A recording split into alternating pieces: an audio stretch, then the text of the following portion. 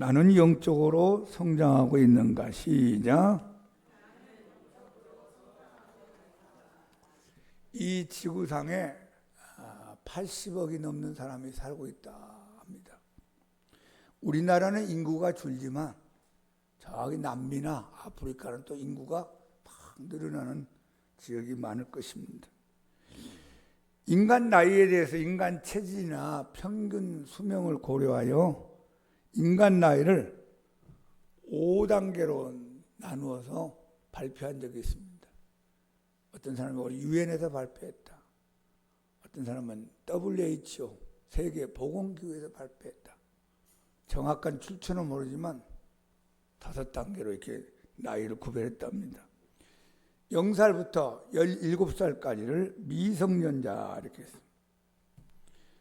18살부터 65세까지를 청년이라는 단어를 썼습니다. 청년. 야, 여기 65세 이하 된 분들은 다 청년입니다. 66세부터 79세까지 중년이다는 말을 했습니다. 중년. 80 안 되신 분은 중년입니다. 80부터 99세가 노년이다. 노년. 80이 넘어야만 노인이다. 100살 넘으신 분들을 장수노인이라 이렇게 5단계로 구별했답니다. 우리나라도 100세 시대를 맞이하고 있습니다. 옛날에 우리 형님들이 한갑에 있었을 때는 저도 형님들 한갑잔치에 참석한 적이 있는데 이제 환갑하는 사람도 없고 칠순도 없고 8순이나 되면 가족끼리 모여서 밥 한 그릇 먹는 정도 그렇게 수명이 늘어났습니다. 고령화 시대로 접어든 저 농촌이나 오천에 보면은 어린아이 울음소리가 없습니다. 청년들이 점점 농어촌에는 없습니다. 초등학교가 폐교가 되고 초등학교끼리 서로 통폐합을 하고 2개가 하나로 되고 3개가 하나로 되는 그런 시대에 우리가 살고 있습니다.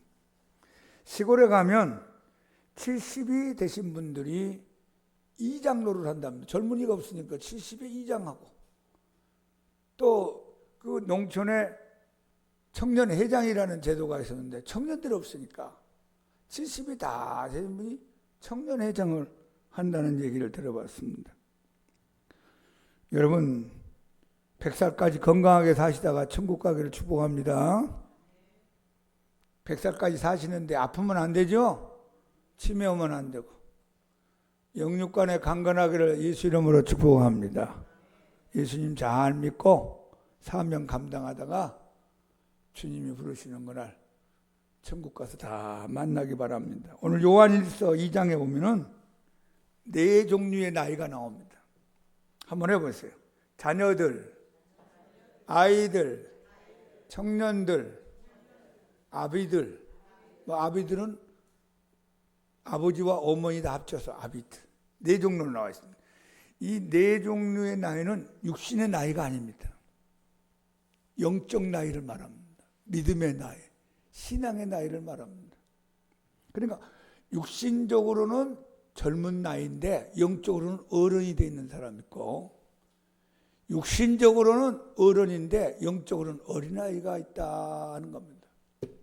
오늘 사도 요한이 요한일서를 통해서 우리의 신앙의 나이에 대해서 가르치고 있는 말씀입니다.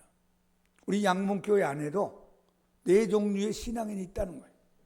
어린아이 신앙, 자녀들의 신앙, 청년들의 신앙, 아비들의 신앙. 자, 오늘 이 4종류의 신앙의 나이를 한번 말씀을 따라 함께 생각해 보기 바랍니다. 먼저 자녀들의 신앙이 있습니다. 이건 불신자에서 전도를 받고 또 본인이 원하든지 교회 와서 예수님을 영접하면 이제 거듭납니다. 어린아이가 어머니 못대에서 태어나면서 발가벗고 울면서 태어나듯이 예수님 앞에 와서 성령과 말씀으로 거듭나게 됩니다. 그러면 하나님의 자녀의 신분을 얻게 되죠. 어린아이가 태어나면 한 달 안에 동사무소 가서 신고하듯이 이제 그 아이는 주민등록 번호도 받게 되고 그 엄마 아빠의 자녀가 되게 되고 대한민국의 국적을 갖게 되는 것처럼 저와 여러분이 불신자의 인생을 살다가 예수님을 영접하고 믿으면 하나님의 호적 등본, 생명책의 이름이 기록되고 우리가 하나님의 백성이 되는 은혜를 받게 됩니다. 요한복음 1장 12절 영접하는 자 곧 그 이름을 믿는 자들에게는 하나님의 자녀가 되는 권세를 주셨다. 예전에 어떤 젊은 청년이 교회를 다니기 시작했는데 교회를 다니면서 가장 이해가 되지 않는 것이 뭐냐? 하나님을 아버지라고 부르는 것이었습니다. 하나님 그러면 위대하신 신이요, 지존하신 신이요, 하나님이요. 그러면 이제 이해가 되겠는데 하나님 아버지 부르는 많은 권사님들, 집사님들, 성도들의 기도를 들으면서 이해가 안 됐습니다. 왜 신이 아버지냐? 신은 신이지. 거기다가 저 북한에서 내려온 분들은 또 아바이 막 울면서 울고 날래 주시구래 하면서 막 기도를 하는데 이게 이해가 되지 않았습니다. 그렇게 2년을 다녔다고 그래요. 2년을 다니다가 어느 날 하나님이 아버지 되신 것이 깨달아졌어요. 하나님 아버지 되신 것이 믿어졌어요. 그래서 이분이 하나님 아버지를 밤이 새도록 부르면서 눈물을 흘리면서 하나님 아버지와의 새로운 관계 속에 들어갔습니다. 나중에 훌륭한 목사님이 되어서 하나님께 영광 돌리는 사역을 하게 됩니다. 여러분, 우리가 하나님의 자녀가 되면 하나님을 아버지라 부르게 됩니다. 우리 다 같이 하나님 아버지. 이게 여러분의 입에서 자연스럽게 나와야 돼요. 아직도 하나님 아버지 말이 안 나온 사람은 내가 진짜 하나님 자녀가 아닐 수도 있어요. 교회는 다니면서도 하나님 자녀가 아닌 사람은 하나님을 아버지라 부르지 못합니다. 여러분이 노원역 가가지고 지나가는 사람을 붙잡고 하나님 아버지라고 해보세요 그러면 절대 못합니다. 여러분 가족들 가운데 안 믿는 사람에게 하나님 아버지 해보세요 절대 못합니다. 왜? 하나님 자녀가 아니기 때문에. 어떤 젊은이가 저한테 아빠 그러면 난 네 아빠 아니야. 나는 목사님이야. 그럴 거 아니에요. 내 자녀들이 나한테 아빠, 아버지 그러면 부르도록 허락합니다. 하나님께서도 하나님의 자녀들에게만 아빠, 아버지라고 부르게 만들고 하나님 자녀들이 아닌 사람들은 아버지라고 부르지 못하게 합니다. 다시 한번 하나님 아버지 사랑합니다. 우리가 하나님을 아버지라 부르게 되고 우리의 신분이 하나님 자녀가 되었다고 말합니다.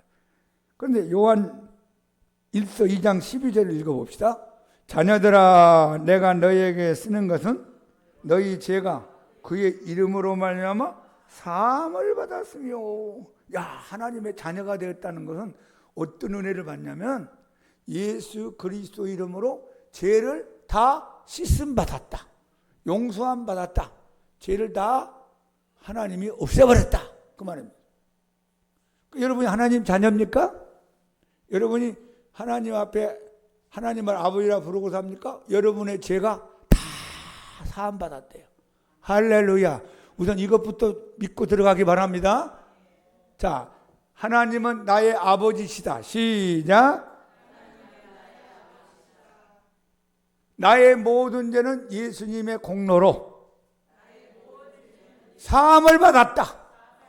씻음을 받았다. 용서함을 받았다. 누구 때문에? 예수님 때문에. 예수 이름으로. 예수의 보혈로. 이 자녀가 되면 이 두 가지를 꼭 여러분이 확신해야 돼요. 나는 하나님 자녀다. 하나님은 나의 아버지다.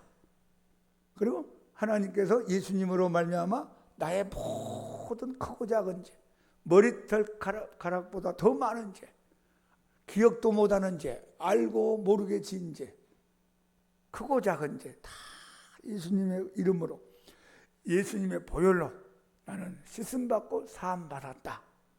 그게 하나님 자녀의 특징입니다. 두 번째 나타난 신앙의 모습이 아이들이 나와 있습니다. 한번 해보세요. 아이들. 언젠가 엄마하고 5살 먹은 어린아이가 지나가길래 귀여워가지고 제가 아가 불렀어요. 근데 얘가 화가 났는데 쑥 돌아보면 나 아가 아니에요. 나는 이제 1살 2살 아가가 아니다. 이게 아이로 들어갑니다. 자, 요한일서 2장 14절 시작. 아이들아 내가 너에게 쓴 것은 너희가 아버지를 알았으며 아비들아 내가 너에게 쓴 것은 너희가 태초부터 계신 이를 알았으며 청년들아 내가 너에게 쓴 것은 너희가 강하고 하나님 말씀이 너희 안에 거하시며 너희가 흉악한 자를 이겼습니다. 어린아이들의 특징이 무엇입니까? 여러분과 내가 어린아이 과정을 다 지나면서 육신적으로 어른이 됐는데 어린아이들의 특징은 경험이 부족합니다. 그래서 젊은이들은 나이 든 사람의 이야기를 귀를 기울여 들을 필요가 있습니다. 경험 부족. 그리고 아이들은 단순합니다. 단순함이 좋은 점이 있고 나쁜 점이 있는데 단순한 사람이 예수님을 잘 믿습니다. 또 단순하다 보니까 또 나쁜 대로 쉽게 빠져들어가는 약점이 있습니다. 예수님 말씀하기를 하나님의 나라는 어린아이와 같은 사람이 들어간다 그랬어요. 복잡한 사람이 들어가는 게 아니라 하나님 말씀을 단순하게 믿는 사람, 목사님 설교를 단순하게 받아들이는 사람, 찬송을 단순하게 부르는 사람, 기도를 단순하게 하는 사람, 이 사람들이 어린아이 특징을 갖고 있고 하나님이 좋아합니다. 막 이게 진짜일까 가짜일까, 진짜로 하나님이 기적이 났느냐 어쩌냐 그런 얘기를 계속하면은 이 신앙이 들어가지 않습니다. 어린아이의 특징 가운데 시기와 질투가 많습니다. 애들 여러분 키워보면은 지들끼리 막 우당탕탕 2살 차이 3살 차이 싸울 때가 있어요. 왜 언니가 그래, 왜 동생이 그래, 왜 문제가 많아. 시기와 질투가 많고 분쟁이 일어납니다. 그리고 어린아이들은 단단한 음식을 먹지 못합니다. 여러분 그 사도 바울이 쓴 고린도 전서 후서를 보면 고린도 교회가 은사가 강하게 나타난 교회였어요. 은사가 충만합니다. 뭐 능력등하고 병도 고치고 방언도 하고 방언 통역도 하고 예언도 하고 지혜의 말씀 지식의 말씀 많이 있는데 사도 바울이 뭐라고 하는지 아세요? 어린아이와 같다 그랬어요. 은사 나타난다고 어른이 된 게 아닙니다. 저는 교회에 처음 온 사람이 첫날 방언 은사 받는 걸 봤어요. 그 사람은 교회를 35년 동안 한 번도 다닌 적이 없어요. 찬송가 한 장도 몰라요. 성경 한 장도 읽은 적도 없고 주일학교도 다녀본 적 없어요. 근데 교통사고 나가지고 어려워가지고 교회를 찾아왔는데 기도할 줄 아나요? 예배 끝난 다음 방에 몇 명이 모여서 기도를 하는데 무릎을 딱 꿇고 이러고 있는 거예요.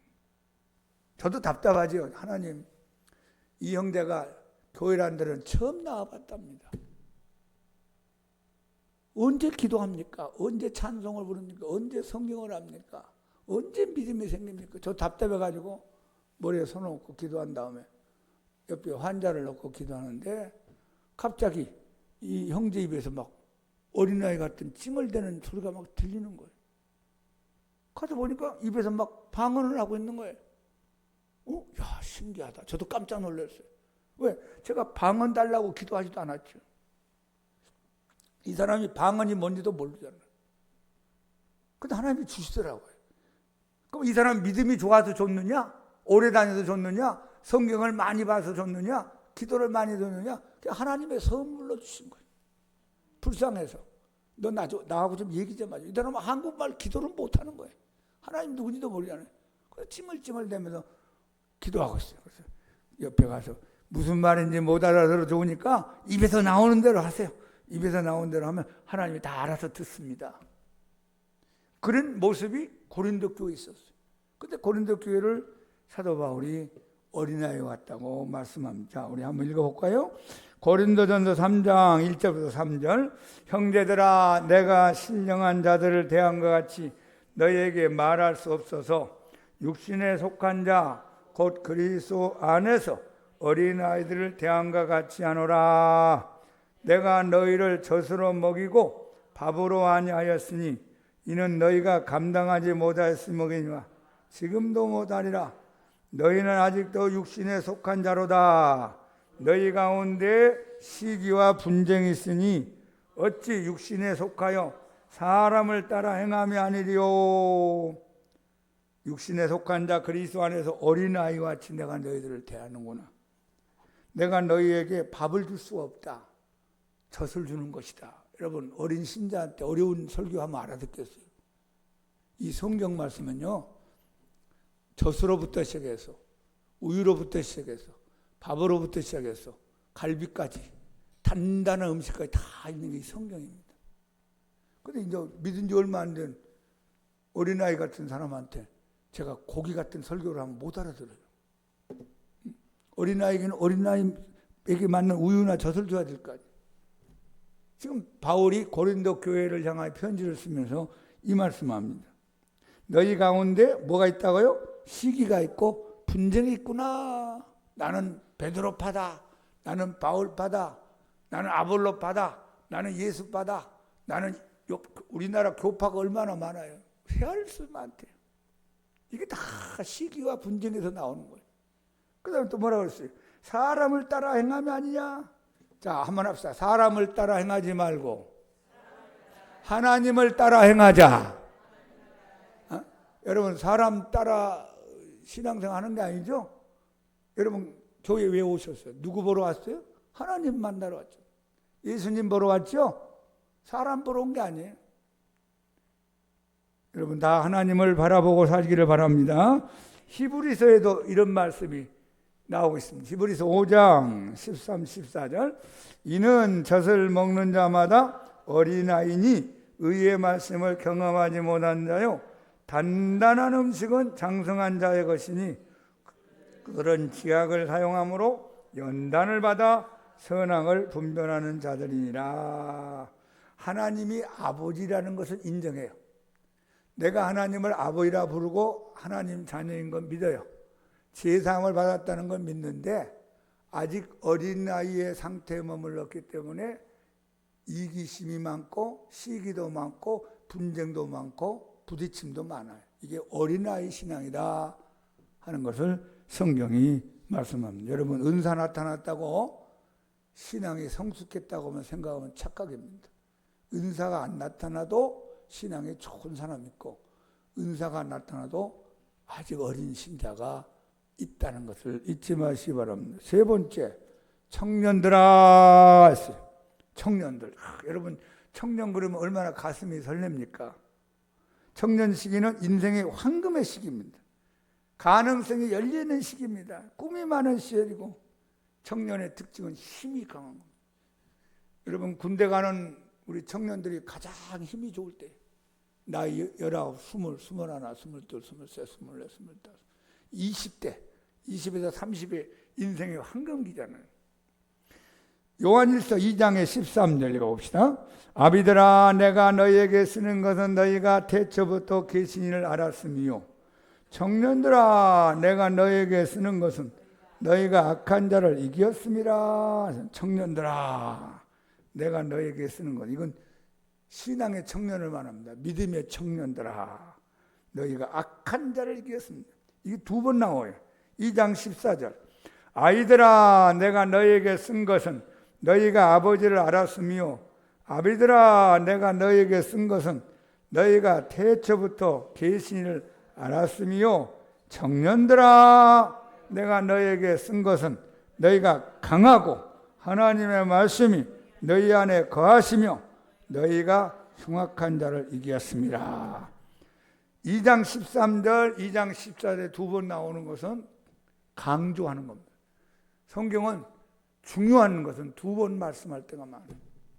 청년들에게 나타난 특징이 뭔가요? 영적 청년, 강하다 그랬어요. 영적인 힘이 있습니다. 영적인 능력이 있습니다. 여러분, 우리 양목교회 성도님들은 다 청년의 단계를 넘어가기 바랍니다. 청년의 단계는 강하고 힘이 있어야 돼요. 그걸 영력이라고 그러죠. 영력, 영적인 파워, 스피리추얼 파워, 영력이 있어요. 여러분이 하루에 30분 정도 기도를 하면은 여러분 신앙을 현상 유지합니다. 까먹지 않아요. 근데 30분 이하 기도 5분도 안 하면 여러분 영적으로 올라갈 수가 없어요. 청년이 될 수가 없어요. 10년을 다녀도 20년을 다녀도 30년을 다녀도 어린아이에게 머물러 있는 거예요. 청년이 될 수가 없어요. 청년은 힘이 있어야 되는데 기도에 힘이 있어야 돼요. 기도를 1시간 하면은 이제 남에게 도움이 되는 사람이 돼요. 하나님께 영광을 돌리게 되고 열매를 맺게 되고 기도하면 능력이 나타나고 병도 고침받고 2시간 이상 하면 말할 것도 없어요. 자, 이 자리에 계신 여러분들 최소한 하루에 30분 이상 기도하세요. 오래 다닌 거 자랑하지 말고 성경 지식 좀 안다고 자랑하지 말고 직분이 뭐냐 그 얘기하지 말고 내가 하루에 30분 이상 1시간 가면 더 좋아요. 기도를 많이 할수록 더 좋겠죠? 그렇게 할수록 여러분이 강한 청년의 신앙을 갖게 됩니다. 마귀가 무서워하죠. 그 다음에 이 청년 신앙의 특징이 뭡니까? 하나님의 말씀이 그의 영혼 안에 있다 그랬어요. 하나님의 말씀이 너희 안에 살고 있구나. 그럼 여러분 하나님 말씀이 내 안에 살려면 내가 하나님 말씀 알아야 돼요? 몰라야 돼요? 알아야지. 내가 김치찌개를 좋아하는데 김치찌개가 내 안에 있으려면 먹어야 돼요? 안 먹어야 돼요? 먹어야 되잖아요. 응? 오늘 점심 메뉴가 뭔지 모르지 오늘 점심을 먹어야만 내 안에 들어오는 거잖아요. 아무리 쳐다보고 있으면 뭐해? 아무리 만지작거리면 뭐해? 내가 먹자 하면 내 것이 안 되는 거예요. 그러니까 하나님 말씀을 여러분 영혼 속에다 넣어야 돼요. 그러기 위해서는 하나님 말씀을 읽고 듣고 공부도 하고 암송도 하고 묵상도 하고 그 말씀 붙잡고 실천하는 거예요. 하나님 말씀이 안에 없으면 청년의 신앙으로 올라갈 수가 없답니다. 어린아이 신앙이에요. 어린아이. 맨날 찡얼대고 맨날 울고 맨날 자기만 생각하고 엄마한테 뭐 달라고 아우성치고 들어 누워버리고 소리 지르고 그 어린아이잖아요. 좀 청년인 힘이 있어서 뭐 들고 봉사도 하고 남에게 도움도 되고 그러려면 우선 힘이 있어야 되겠고 말씀이 우리 안에 살아 움직여야 됩니다. 성경을 가까이 하기를 축복합니다. 하나님 말씀을 가까이 하세요. 가을인데 드라마 좀 덜 보고 스포츠 좀 덜 보고 하나님 말씀을 쭉 가까이 해서 좋은 말씀 찾고 암송하고 그 말씀 붙잡고 기도도 하고 그러면 말씀도 충만 기도도 능력이 있으니 여러분 청년의 신앙으로 올라갈 수 있습니다. 그 사람 어떻게 되죠? 그 다음 단계가 악한 흉악한 자를 이긴다. 악한 자 흉악한 자가 누구냐면 사탄을 말합니다. 성경에서 말하는 악한 자 흉악자는 사람을 말하는 게 아니고 마귀 사탄 악한 영들을 이겼습니다. 이 이겼음이란 말은 궁극적으로 이긴다 그 말이에요. 이 청년의 신앙에서 마귀를 상대합니다. 이 청년의 신앙에서 어둠의 세력을 물리치고 이 청년의 신앙에서 갖가지 능력이 나타나면서 어둠의 세력을 물리치는 영적 승리자가 됩니다. 어린아이 신앙에서는 마귀한테 밀립니다. 마귀한테 얻어 터져요. 이게 하나님이 때린 건지 마귀가 때린 건지 구별도 안 되고 그냥 질질 짜고 울고 있고 아이고 죽겠네 맨날 그러고 있는 거예요. 어린아이니까. 어린아이가 힘이 있습니까? 누가 밀어버리면 넘어지잖아요. 어린아이가 무슨 누가 데려가 버리면 없어지잖아요. 청년 등록이 힘이 있기 때문에 마귀가 딱 건드려도 예수 이름으로 명하노니 물러가라. 사탄아 물러가라. 다시 한번 해봐. 예수 이름으로 명하노니 악한 어둠의 세력은 나와 내 가정에서 떠나가라. 청년의 신앙에서 일어난답니다. 청년이. 그 청년은 특징이 뭐예요? 이긴다고 그랬죠. 이기기 바랍니다. 오직 나의 의인은 믿음으로 말미암아 살리라. 저가 뒤로 물러가면 내 마음이 기뻐하지 아니하리라 했어요. 작전상 후퇴 없습니다.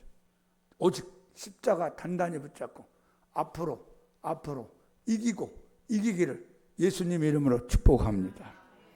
마태복음 4장에서 예수님이 40일 동안 금식에 기도한 다음에 마귀한테 3번의 시험을 받게 됩니다. 그때 예수님이 마귀의 3번의 시험을 어떻게 이겼습니까? 신명기 말씀을 인용해서 이겼습니다. 신명기 8장 3절, 신명기 6장 16절, 신명기 6장 13절을 3번 말씀을 선포했어요. 예수께서 가라사대 기록되었을 때 사람이 떡으로만 살 것이 아니요 하나님 입에서 나오는 모든 말씀으로 말미암아 살 것이니라. 하나님의 아들 된 예수님도 말씀으로 이기셨는데, 죄도 없으신 예수님도 말씀으로 이기셨는데 저와 여러분은 말할 것도 없어요. 기도로 승리하고 말씀으로 무장하여 여러분 청년의 신앙을 가지고 여러분과 여러분 주위에는 모든 악한 세력들을 이기기를 축복합니다. 왜 예수 믿는데 맨날 얻어 터지고 다니고 밀리고 징징 짜고 그렇게 살 필요가 있어요? 하나님 자녀인데 이겨야 된다. 그런데 여러분이 어린아이 상태에 있고 자녀 상태에 있으면 이걸 이길 수가 없어요. 애들이 1살, 2살짜리고 뭘 해가겠어요? 힘이 있나요? 4살, 5살짜리가 뭐 어떻게 해볼 수가 없잖아요. 청년의 단계로 올라가는, 죄를 이기고 마귀의 시험도 이기고 나 자신과의 싸움도 이기고 환경도 이기고, 누가 좀 기분 나쁜 말 했다 푹 쓰러지고, 그건 어린아이. 섭섭했다 그래 교회 안 나온다, 그 어린아이. 뭐 세상 일에 바빠서 안 나온다, 그 어린아이. 청년은 그러지 않습니다. 이 자리에 있는 우리 모든 성도님들 다 힘이 강하고 말씀의 능력이 있고 악한 마귀가 무서워하는 청년의 신앙으로 성장되기를 예수 이름으로 축복합니다. 마지막 4번째 한번 해보세요. 아비들아. 다시 한번 아비들아. 청년의 단계를 지나면 장년이 되고 노년이 되겠죠. 저와 여러분 이제 청년의 단계를 지나고 이제 어른이 됐습니다. 요한일서 2장 13절 아비들아 내가 너희에게 쓰는 것은 너희가 태초부터 계신 이를 알았으며, 2장 14절에 또 나와요. 아비들아 내가 너희에게 쓴 것은 너희가 태초부터 계신 이를 알았으며. 여기서 2가지 단어가 중요합니다. 태초부터 계시니. 태초부터 계시니 누굽니까? 하나님. 성부와 성자와 성령은 저 영원 전부터 계십니다. 하나님은 시간에 제한을 받지 않고 이 세상이 생기기 전부터, 하늘과 땅과 저 태양과 별과 달들이 생기기 전부터, 온 우주가 생기기 전부터 하나님은 영원부터 쭉 살아계시고 앞으로 영원히 계실 겁니다. 태초부터 계시니 하나님을 알았으며. 자, 이 안다는 단어가 참 신비로운 단어입니다. 여러분이 미국의 대통령이 누군지 알죠? 바이든이라는 할아버지가 대통령으로 지금 미국을 이끌어갑니다. 러시아 대통령 푸틴, 중국의 지도자 시진핑, 대한민국의 대통령 누구, 북한의 누구 다 알죠? 근데 머리로 아는 거예요. 머리로, 지식으로. 근데 여기서 안다는 건 무슨 뜻이냐면 경험으로 아는 거예요. 경험으로. 이 안다는 말을 성경에서는 남편과 아내 사이를 사용할 때 안다는 말을 썼습니다. 자, 저를 제일 잘 아는 분이 누구예요? 하나님. 하나님 여러분 제일 잘 알죠. 그 다음에 저를 2번째로 잘 아는 사람이 제 집사람이에요. 제 성질이 어떤 건지, 또 내가 어떤 말을 잘하는 건지, 잠을 잘 때 코를 거는지 안 거는지, 또 습관이 뭔지. 나도 아내를 알고 아내도 나를 아는. 그때 쓰는 말이 안다는 뜻이에요. 그러니까 하나님을 피상적으로 아는 게 아니고, 어떤 사람에게 예수님 얘기하면 저도 하나님 있는 거 알아요. 저 교회는 안 가지만 하나님 있는 거 믿어요. 그건 아는 게 아니에요. 여러분 바이든 대통령을 아는 사람 누구예요? 그 아내 되는 사람이 아는 거예요. 우리는 그냥 이름만 알고 얼굴만 아는 거잖아요. 그 단계가 아니라 경험으로, 체험으로, 인격적으로 깊이 안다는 말이에요. 그런데 이 아비 단계 들어가면 어떻게 되냐면 하나님을 깊이 알아가는 단계에 들어갑니다. 하나님하고 어떻게 교제하는 거예요. 에녹은 65세 때 무두셀라를 낳고 300년 동안 하나님과 동행했더라. 그게 아비의 단계, 아비. 하나님하고 같이 가는 거예요, 이렇게. 그리고 하나님의 뜻을 헤아립니다. 내 뜻이 중요한 게 아니라 하나님의 뜻이 무엇인가 생각하는 거예요. 하나님 뭘 좋아하신가. 여러분, 부모가 되면 자식에게 베풀고 희생하고 나는 못 먹어도 먹이고 입히고 살잖아요. 우리 애들이 아이를 낳고 나니까 뭐라고 하냐면 책임감을 느낀다. 책임감. 그 누가 그런 생각을 집어넣겠어요. 제가 야, 너 애 낳았으니까 책임감을 느껴야 한다. 이게 아니라 자기가 느끼는 거예요. 부모가 되면 그렇습니다. 그리고 하나님 앞에 아비의 신앙을 갖게 되면 하나님을 닮아가요. 여러분 부부가 오래되면 닮는다고 그러죠. 부부가 오래 10년, 20년, 30년, 40년 살다 보니까 비슷해집니다. 이렇게. 먹는 것도 비슷해지고 성격도 비슷해지고 심지어 어떤 사람은 얼굴도 부부끼리 비슷해진다고 그래요. 하나님하고 나하고 오랫동안 신앙생활을 같이 하다 보니까 하나님하고 닮아가는 거예요. 예수님 닮아가기 바랍니다. 여러분을 볼 때 예수님이 나타나야 돼요. 예수님이. 여러분을 딱 보는데 아유 보살 같네. 그럼 골치 아프지요. 예수님 닮아야 돼. 예수님. 목사님 보니까 예수님 얼굴이 보인다. 예수님 마음이 보인다. 예수님 말이 보인다. 예수님 인격이 보인다. 그럼 제가 좋은 목사고, 아이고 예수님은 깡패 같아. 그러면 아직도 멀었어요. 아비 신앙이 안 된 거예요. 어느 목사님이 미국에 가서 설교하고 비행기를 타고 돌아오는데 옆에 이제 15시간, 16시간을 비행기 타고 올라면 얼마나 지루하고 뭡니까? 그러니까 옆에 사람하고 이제 모른 척 할 수도 없고 인사를 했어요. 그럼 이 사람은 이제 사업하는 조그마한 회사 사장 한 사람은 이분은 이제 목사님이었어요. 저는 어느 교회 목사입니다. 예, 저는 이런 사람들 명함을 주고받고 여러 가지 세상 얘기, 이런 얘기 저런 얘기를 하다가 몇 시간 후에 이 사장이라는 사람이 이런 얘기가 저는요 제 옆에 목사님이 앉으셨을 때 저는 목사님인지 모르고 강력계 형사인 줄 알았습니다.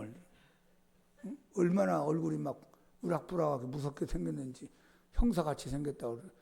목사님이 그 말 듣고 쇼크를 받았어요. 내가 어떻게 인생을 살았기에 내 얼굴에서 형사의 모습이 나타날까? 혹시 교회 다니세요? 혹시 장로님이세요?